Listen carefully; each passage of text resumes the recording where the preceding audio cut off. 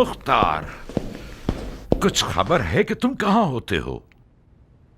फसलें तैयार हैं चाचा जान, गंदम की कटाई कर रहे थे। खुदा का शुक्र है कि इस साल बगैर नुकसान की फसलें काटी हैं। ये भी एक पहेली है मेरे लिए। इन हंगामी हालात की इज्जत पर, जहां अलवियों की जिंदगी और मौत का सवाल है, अपना सर छुपाकर खेती बाड़ी और ज़राअत में मसरूफ हो गए हो। हाँ, क्या तुमने इसे बताया कि इमाम ने किस किस तरह जख्म उठाए हैं? जी हाँ अमीर, मुझे उम्मीद है कि गंदम की फसलों की खुशी सही सुनने के दरमियान हायल ना होगी। इमाम अब कैसे हैं? जख्म गहरा है कियान। जरबत की काट रान के मग़ज़ और हड्डियों तक सरायत कर गई है। शुक्र खुदा, खंजर जहरीला नहीं था। गुस्ताखी माफ चाचा जान, आप मुझसे ऐसे बात कर रहे हैं जैसे कि मैं किसी गुनाह कबीरा का मुर्तकिब हो गया हूं। राह हलाल से कस्ब माश करना खुदा की राह में जिहाद से कम नहीं है।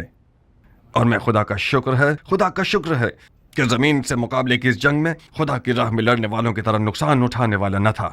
माश की तलाश भी एक किस्म का जिहाद है, मगर उस वक्त हरगिज नहीं कि जब कुछ लोग तलवार उठाए हुए तुम्हारे दीन की जड़ काट देना चाहते हैं। जानते हो इमाम सफेद महल की तरफ क्यों आए हैं मुख्तार? जानता हूं। क्यों आए हैं? उस एतमाद की बिना पर जो उन्हें आप पर है। बहुत खूब। क्या यह हमारी कम इज्जत अफजाई है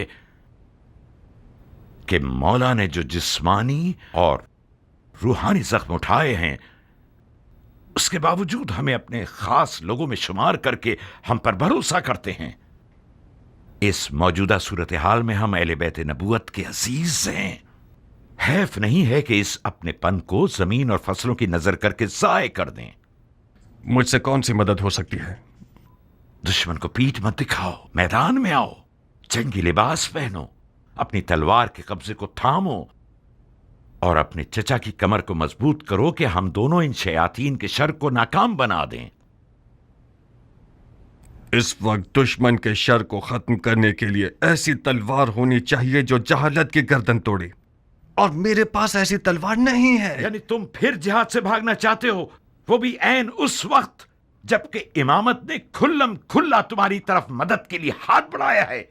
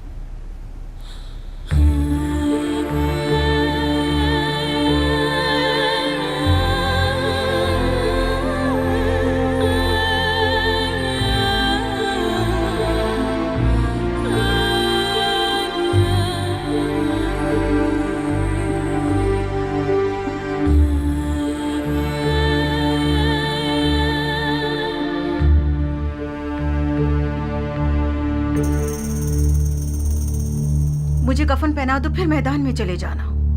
मुख्तार को पहले नारिया से इश्क का काफी खमियाजा भुगतना पड़ा है। जाओ, मेरे रास्ते की रुकावट मत बनाओ।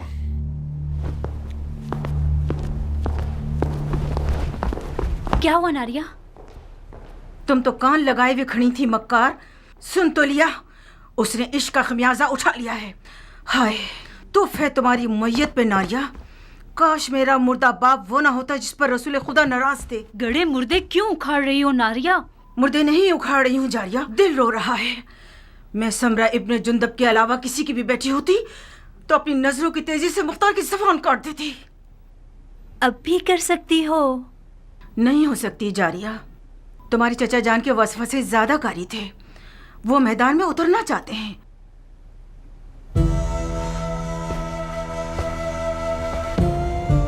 ठीक है जाए, तो मैं भी उसके पांव की जंजीर नहीं बनना चाहती। नहीं, बज़ाहिर शायद तुम्हें भी मुख्तार को जंगी लिबास में देखना बुरा नहीं लगेगा। हाँ, क्यों नहीं। मुख्तार जंगी लिबास में दिलकश लगता है बनिस्बत किसानों के लिबास के। जब वो अपनी दाढ़ी छोटी करता है तो और भी मगरूर लगता है। नारिया, तुम क्यों असर नहीं करती? मुख्तार का जंगी लिबास तुम्हारा दुश्मन है। उस बात से डरो जो तुम्हारा घर उजाड़ सकती है। वाकई? जरा सोचो नारिया, मुख्तार मैदान में जाएगा तो सिर्फ हसन के दुश्मनों का दिल ही नहीं दहल जाएगा, बल्कि अरब की काली आंखों वाली लड़कियों की एक बहुत बड़ी तादाद उस पे मरती है और गश खाती है।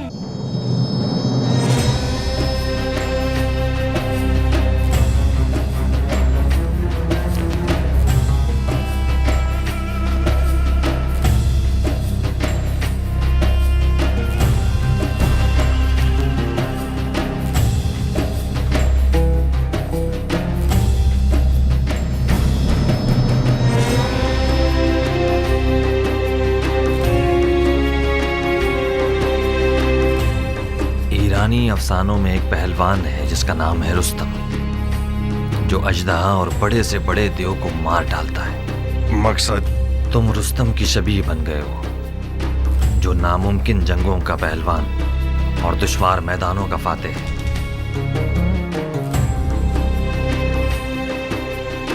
मैं हमेशा अपने ख्यालों के रुस्तम को तुम्हारे जैसा देखता था। ज्ञान, मैं मुख्तार हूं, अपनी ही शबीह हूं। अगर तुम्हारी कहानियों का रुस्तम भी आ जाए तो इन हिजड़ों की जमात के साथ नहीं चल पाएगा। हालात जैसा मैं सोच रहा था उससे ज्यादा नाजुक हैं। वो हाथ जो गोद में सोना रखता है, उसकी मुट्ठी में छुपा हुआ खंजर भी होता है। इस बार मुआविया ने अपनी बेटी को सोने के जहेज के साथ नेज़े पर बुलंद किया है।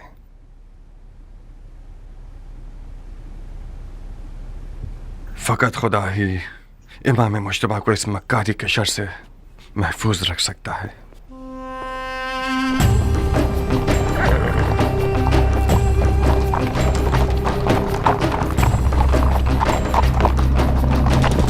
हाकिम बुजुर्ग के हुक्म से हजरत वाली मुख्तार ने लड़ने के लिए कमर कस ली है, ताकि गलती करने वालों और बागियों की गर्दन तोड़ सके।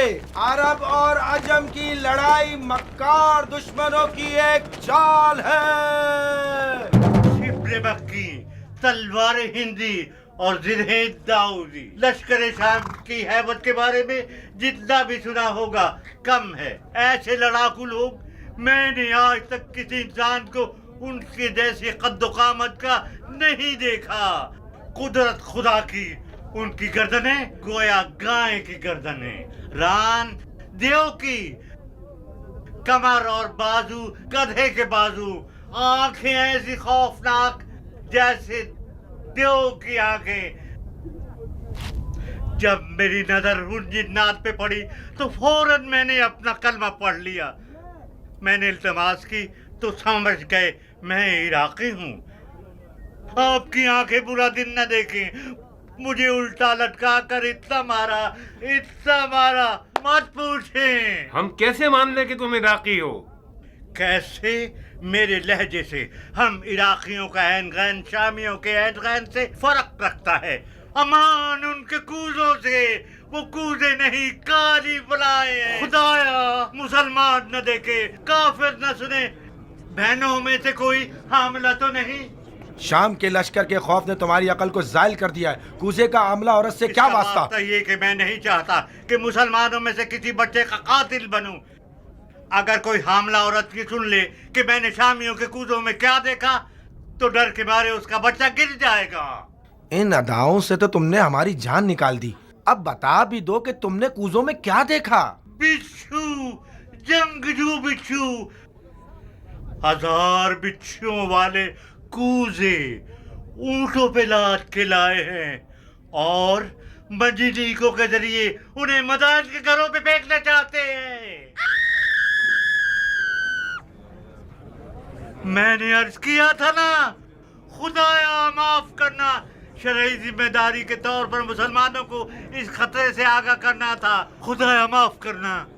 ये सब फितने सिर्फ और सिर्फ फजूल बकवास है। मुझे तो ये शाम का दज्जाल लगता है। खुदाया हमें शाम के दज्जाल के शर से महफूज रख। इतने सारे बिच्छुओं को कूजों में कैसे डाल सकते हैं? कूजे को बिच्छुओं से भरा है, ना ये कि बिच्छुओं को कूजे से।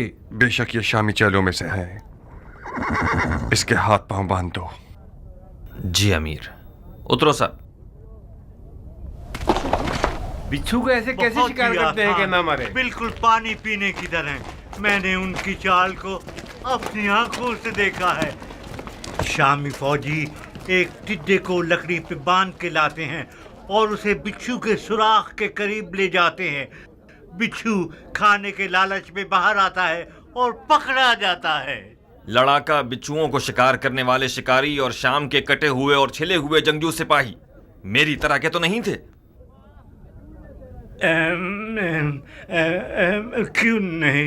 क्यों नहीं, शक्लो हैत पर तुम उनसे कम नहीं हो, मगर कद्दो कामत में उनके एक तिहाई भी नहीं हो।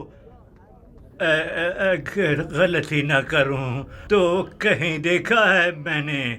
हाँ। बेगैरत, तुम्हें शर्म नहीं आती? इन किस्से कहानियों से लोगों को वहशत में डालते हो। अपने शहरो दियार के लोगों की बेघरी को कितने सिक्कों में बेचा है तुमने, खयानतकार। नमक हराम के हाथ कट जाए, उससे सही तरह पेश आओ। तुम्हारे हाथ नमक हराम नहीं है, खयानतकार है। मैं इन्हें काट दूंगा। इन झूठों के इसके हाथ पांव बांध दो।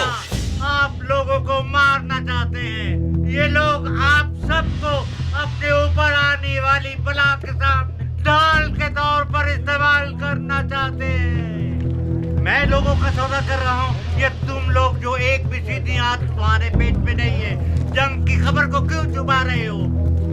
इराक के लश्कर का हार मानना झूठ है या हसन इब्ने अली का जख्मी होना? जब इन्हीं बिच्छुओं में से एक तुम पर छोड़ूंगा ना, तब तुम्हें पता चलेगा कि तुम्हारी क्या जिम्मेदारी थी। ले जाओ इसे।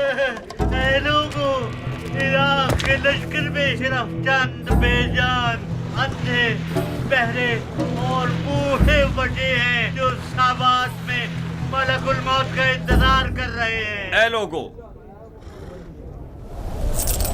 शामियों की नई चाल को उनके चेले की जबान से सुन लिया आप लोगों ने। अब कुछ जुमले अमीर मुख्तार सकफी से सुन लीजिए, जो आज से मदाइन के मामलात और उमूर के जिम्मेदार हैं।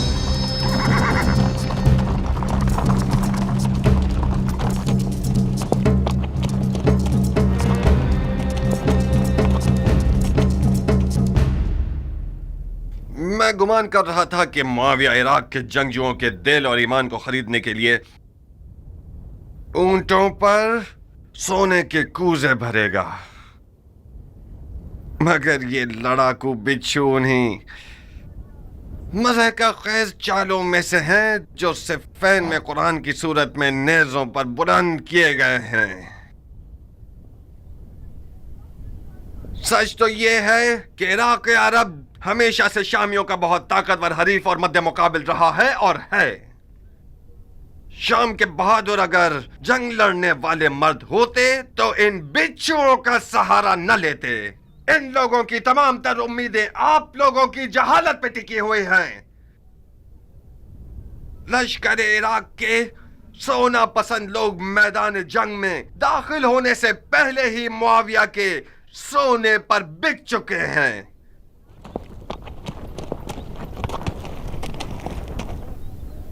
ऐ लोगों, मुश्तबा जख्मी हो गए हैं, मैदान जंग में नहीं और न ही शाम की फौजों के हाथ से। मौला रात की तारीकी में खवारिज की तैग़ जफा से मजरूह हुए हैं। आज आपका शहर, शहर मदाइन, रसूल अल्लाह के बेटे का मेजबान है और शुक्र खुदा कि उनका जख्म ठीक हो रहा है। और बहुत जल्द बिस्तर से उठकर मुआविया के इन हीलों का मुंह तोड़ जवाब देंगे। और मैं मुख्तार सक़फ़ी आज से ये कसम खा चुका हूं कि आज से हर खाइन और मशकूक आवाज को नुत्फे में ही मार डालूंगा। और ये शहर मदाइन आपके शहर को खुदा की मदद से ऐसे शामियों के चेलों से पाक कर दूंगा।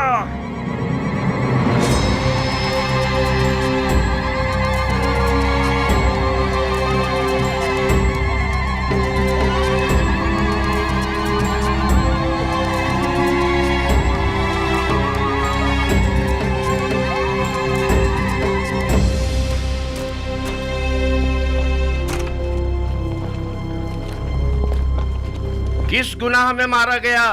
ऐ मदाइन के लोगों, किस गुनाह के जुर्म में? आप लोगों को एक बेहुदा जंग का लुक्मा बनाना चाहते हैं।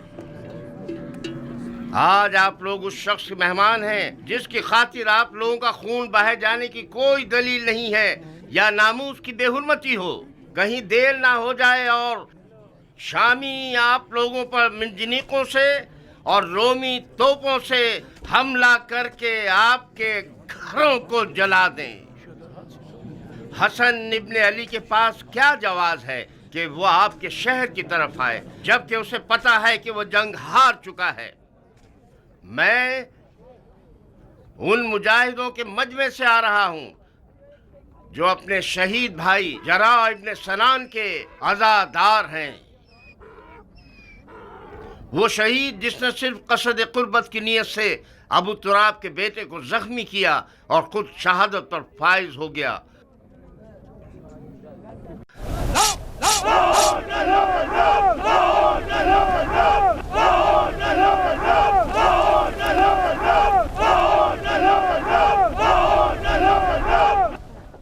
भाइयों, शरीयत मोहम्मदी में कहाँ ये लिखा है कि ईरान और रोम जैसी हुकूमतें विरासतों की जद में रहें?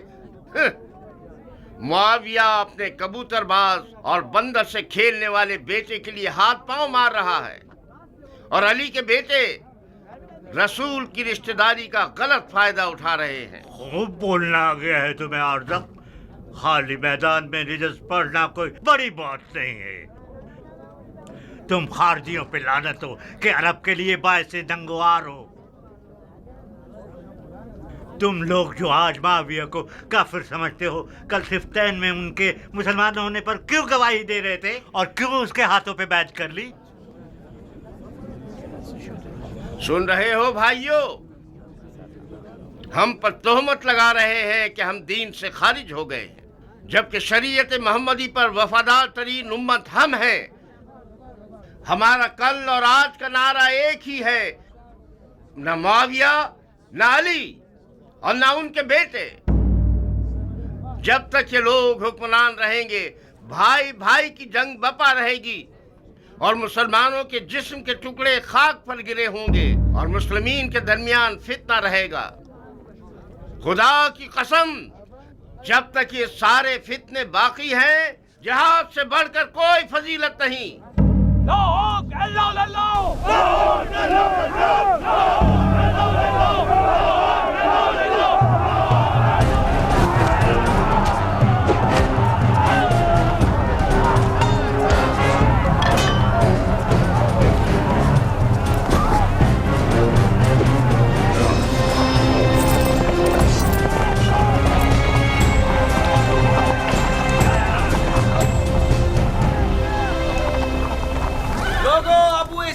क्या हुआ? मुख्तार ने खेती बाड़ी छोड़ दी? अगर जरूरत है तो मुख्तार की मौजूदगी में रजस खानी करो। ये तनाजा अब देखने वाला है। अब आया मद्दे मुकाबिल। डंडोरा पीटने वाले तो उसके अमीर मदाइन होने का ऐलान कर रहे हैं। अमीर मदाइन तो था। मुख्तार अमीर मदाइन कहाँ से हो गया? मदाइन का अमीर मुख्तार का चचा है। हाँ।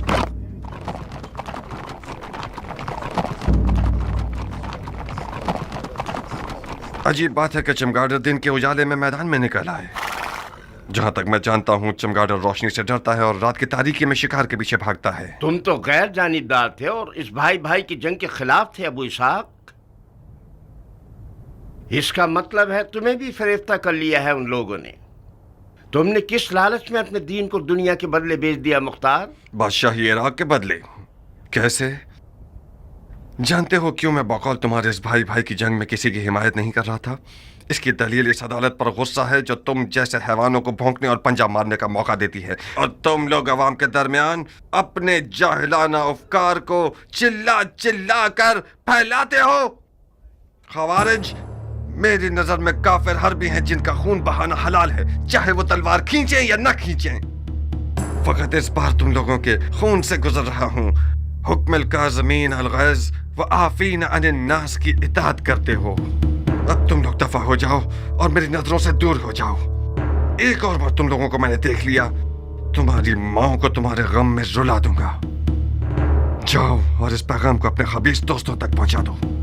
क्या तुम्हारी तलवार भी तुम्हारी जबान की तरह रजस खानी करती है इराक के मुस्तकबिल के बादशाह?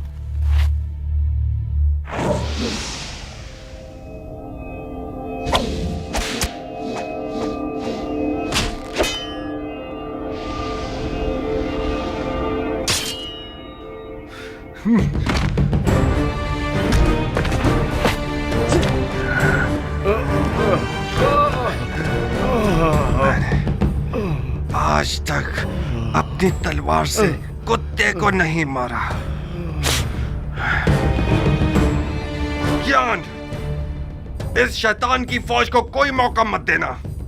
इस गिरोह की रिहाई रैयत पर एक जफा है। इन सबको महल का कैद खाने में ले जाओ। जी अमीर।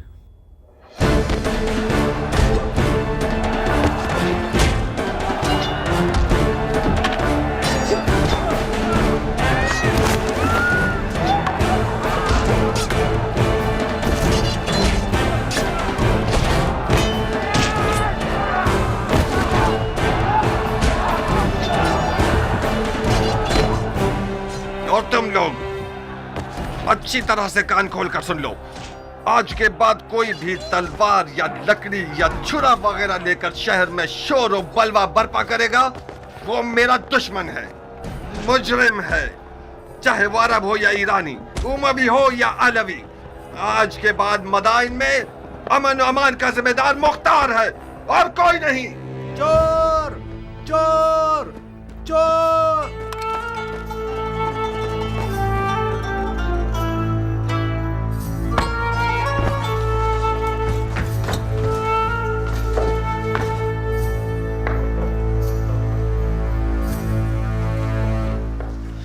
क्यों चेहरे पर 12 बजे हुए हैं मेरी जान?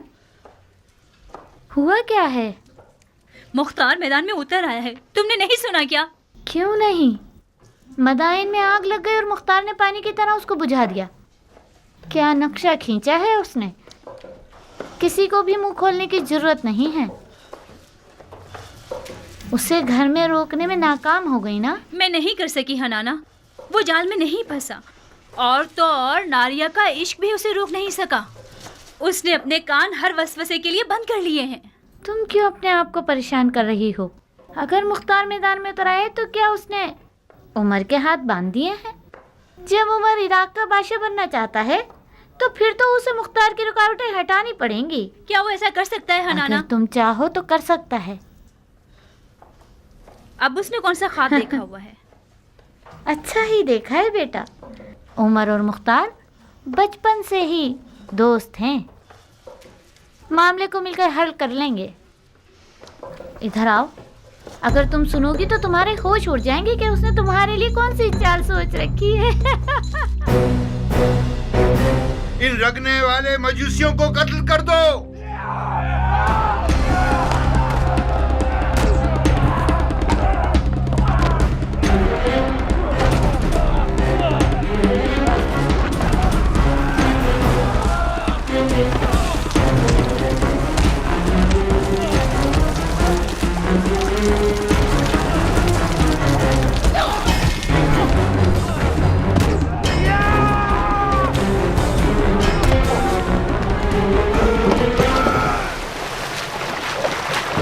जलो ए जाहिल मजूस, तुम लोग वाजिबुल कत्ल हो।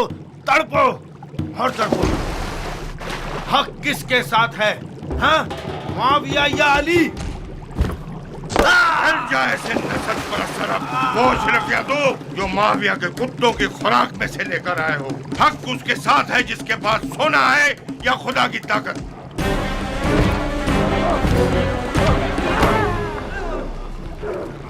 हार चुके? खुदा की पनाह, ये इंसान का सर है या गधे का सर? ये सींग तुम्हारे सर पर क्या कर रहे हैं? ए खर, तूने गड़ा खोदा, उसी में तू गिरेगा। बेशक तू गिरेगा। ए खर, तूने जो किया है सो भुगतना तो पड़ेगा। पिट पिट के मरेगा। ए खर, क्योंकि तू गधा है तुझे चाबुक भी पड़ेगा। सहना तो पड़ेगा। ए खर, तू धोबी का कुत्ता है जो ना घाट ना घर का। शैतान का चेला। क्या भैंस की बदबू ने तुम्हारे दिमाग को सड़ा दिया है?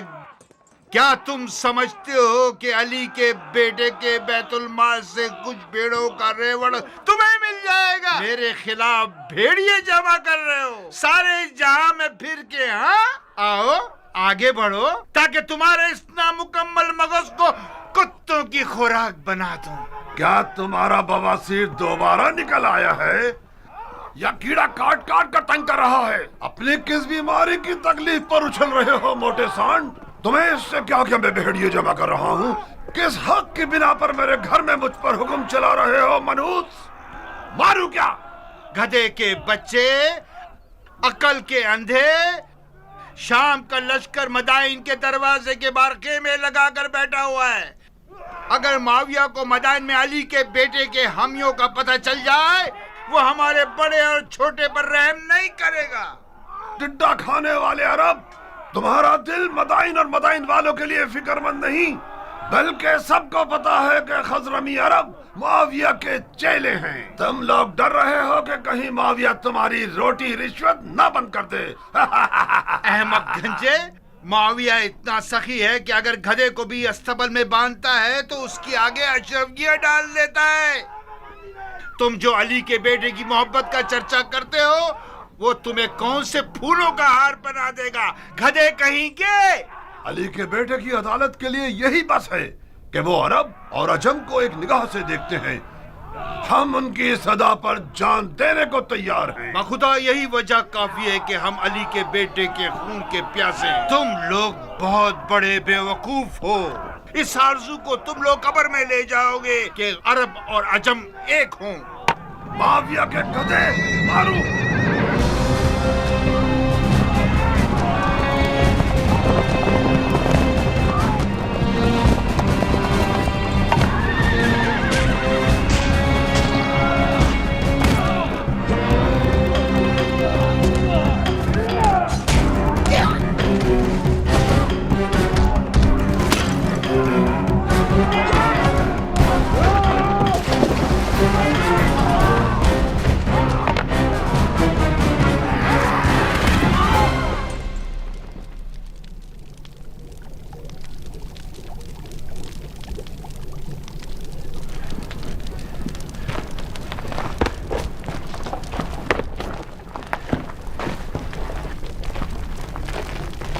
अरब लोग किस कबीले से हैं?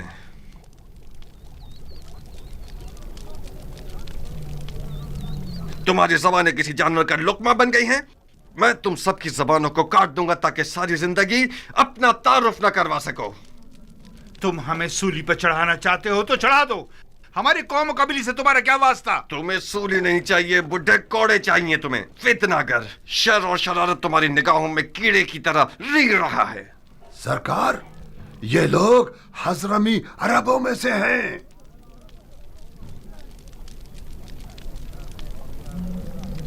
तुम अजमों के किस शाखे से हो? दीलम के अजमों में से हूं।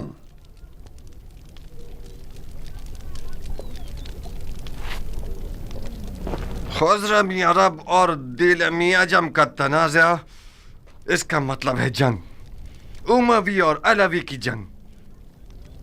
मगर यहां पर क्यों? मदाइन में रंगने वालों के बाजार में क्यों?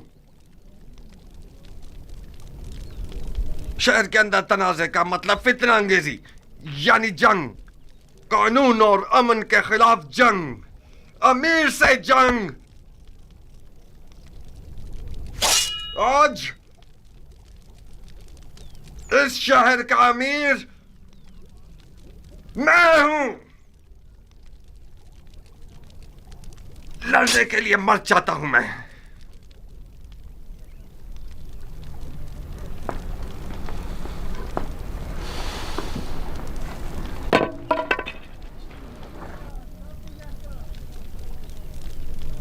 कियान। जी अमीर। इन सब के नामा अमाल का बगौर जायजा लो।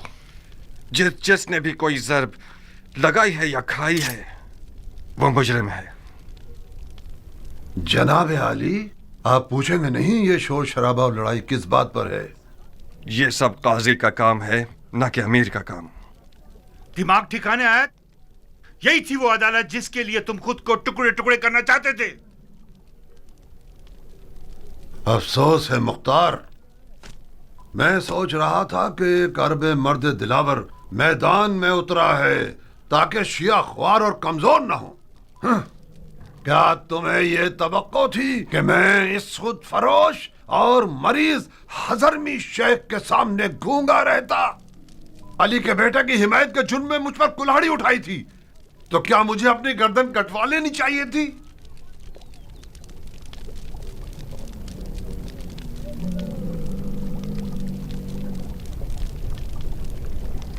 जो बरहक है वो अदालत और काजी के फैसलों से डरता नहीं है। और हाँ, वो शिया जो दुश्मन की चाल में मददगार साबित हो, उसके लिए बेहतर यह है कि वो जिंदान में ही रहे और सड़ जाए।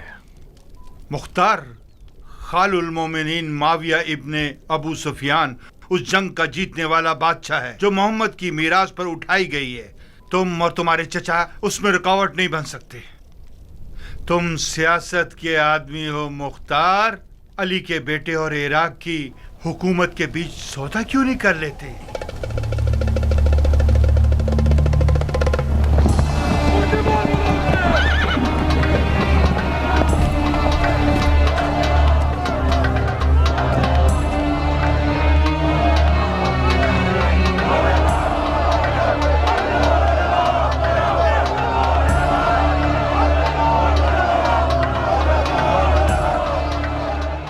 इन्हें जिंदान क्यों नहीं ले गए? हमने चाहा कि इन लोगों का तमाशा देखें। इससे क्या होगा? इन लोगों की गिरफ्तारी उन लोगों के लिए इबरत है जो अब तक आजाद है। लोगों की आबरू से खेलते हो?